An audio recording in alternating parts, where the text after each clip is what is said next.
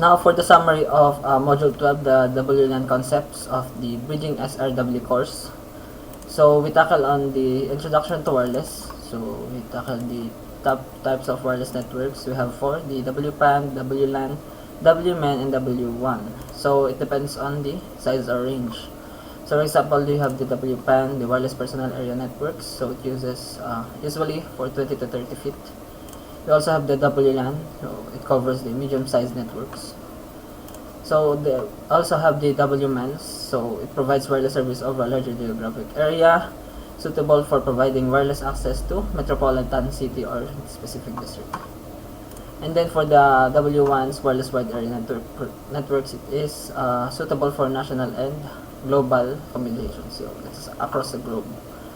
And then we have also discussed the wireless technologies. We have the Bluetooth, WiMAX, cellular, broadband, and satellite. So the Bluetooth, the keyword here is the device pairing process to communicate. We also have the WiMAX, so it is an alternative to broadband wired internet connections. We also have the cellular broadband. broadband. So it is basically tackles between the wireless mobile networks. We have the 4G and 5G. Also for the satellite broadband, so it uses the satellite from the outer space. So provide network access to remote sites through the use of directional satellite dishes. Okay. And we also discussed the wireless standards organizations. We have the ITU, the IEEE, and the Wi-Fi Alliance. So for the ITU, or the International Telecommunication Union, it regulates the allocation of the radio frequency, spectrum, and satellite orbits, so through the ITUR. We also have the IEEE, so it specifies how the radio frequency is modulated to carry information.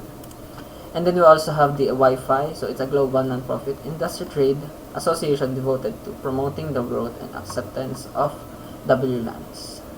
So next is the components of WLANs. We discussed in the components of WLANs the wireless NICs, wireless home router, wireless access points, and wireless antennas. So the wireless NICs, these are used to connect to a wireless device. So every wireless device, like cell phones, laptops, have wireless NICs. So if ever that those devices don't have this wireless NICs, they can use the USB wireless adapter, so they can connect wirelessly. We also have the wireless home router. So wireless router serve as a router, switch, and access point. So access point to connect wirelessly to a network. So switch, the home router provides 4 ports for interconnecting wired devices, and also a router for it serves as a default gateway to connect our network to network infrastructure. So we also have the wireless access points. So this is also used to connect to wirelessly. And then we have the wireless antennas. So there are 3 types of wireless antennas. The first one is the omnidirectional antennas. Second one is the directional, and third one is the MIMO antennas. So for the omnidirectional, so it is a 360-degree coverage in our ideal in houses, open office areas, conference room, and outside areas. So we also have the directional antenna, so it focuses the signal in one direction only. Then the MIMO, or the multiple input, multiple output, uses multiple antennas to increase available bandwidth for IEEE. So as you can see, there are multiple antennas here.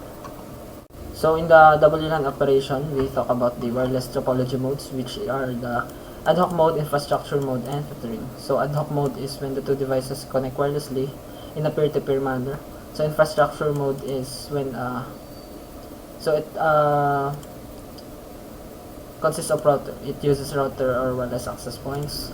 And the tethering is for the personal hotspot. So here in the ad hoc mode, so when 2 devices connect wirelessly in peer-to-peer.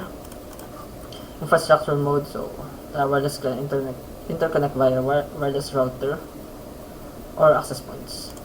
And tethering is the variation of ad hoc topologies when a smartphone tablet with cellular data access is enabled to create a personal hotspot. So we also have the Bss and Vss. So the Bss is the interconnection of devices using the single AP or access points. So here, and the SS is the combination of 2 or more BSS. Next is the frame structure. So the Ethernet, the wireless frame is similar to Ethernet frame, but the wireless frame contains more field, like this one, the header payload FCS. So the header consists of this different control duration, this addresses, sequence control, and another address. And the CSMA or the CA, so it is used to determine how and when to transmit the data. So it also we also discussed the wireless client and AP association. So in order to connect wirelessly, we need to discover the AP or the wireless router, and then after that process we authenticate and associate between the access points. Next is the passive and active discover mode. So the main difference between these two is the passive, so it advertises its service by periodically sending broadcasts. So advertises its service, while the active mode, so the wireless clients must know the name of the SSID. So next is the CAPOP operation. So CAPOP is an IEEE standard protocol that enables a wireless LAN controller to manage multiple APs and WLANs. So as you can see in this photo, we have the WLC using CAPOP to manage these 3 access points in an IPv4 or IPv6 network. So we also talk about the DTLS encryption. So it is a protocol which provides security between AP access points and WLC. It allows them to communicate using encryption and prevents eavesdropping or tampering. So here we have the sample photo of the WLC and AP. So they use the DTLS encryption. Now for the channel management, we talk about the frequency channel saturation. So there are 3 techniques to mitigate channel saturation.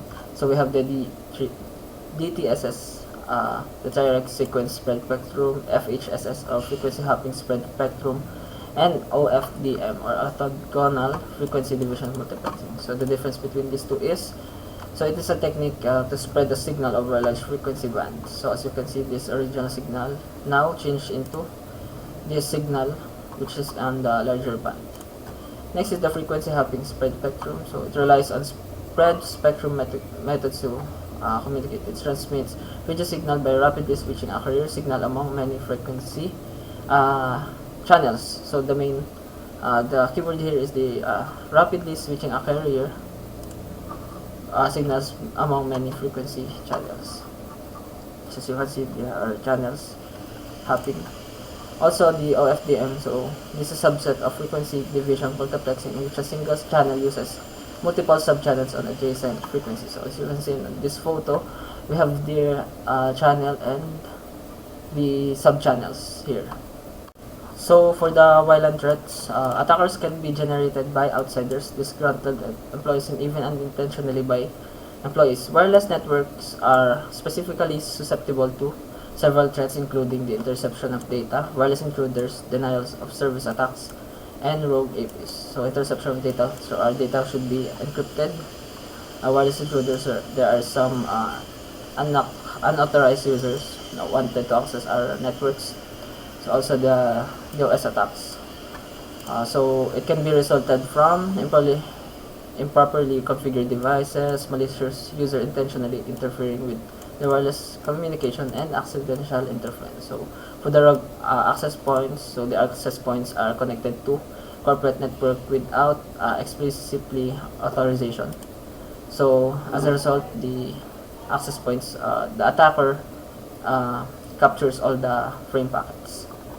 So the last topic is secure WLANs. So we discussed the SSID cloaking and MAC address defiltering. So the difference between these two is that the SSID cloaking, so access points in some wireless routers allow the SSID beacon frame to be disabled. And then the MAC address filtering, so an administrator can manually permit or deny clients wireless access based on their physical MAC address physical MAC hardware address. So we have here, so as you can see, we can enable and disable the SSID. So in the MAC address filtering, so the administrator just choose the allowed MAC addresses here. And then the original authentication method. So we have two the authentication method. The one is the open authentication and the shared key authentication. So this photo summarizes that authentication. So for the open, no password required. Any client can associate. So it can be used to provide free internet access in public areas, and client has full responsibility for security. So the clients can use VPN or virtual private network for security access. Then for the shared security, so it manages this security, the WEP, the WPA 2 and 3. Next one is the authenticating home user. So as you can see, we have here the choices.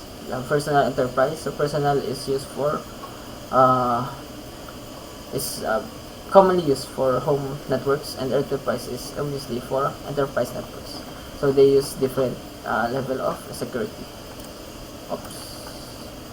And then also have the encryption methods. So we have here the AES and TKIP. So the main difference between these two is that the TKIP is a method used for WPA, and the AES is the method used for WPA2. So in this example, so obviously they're using the AES because the security mode is the WPA2.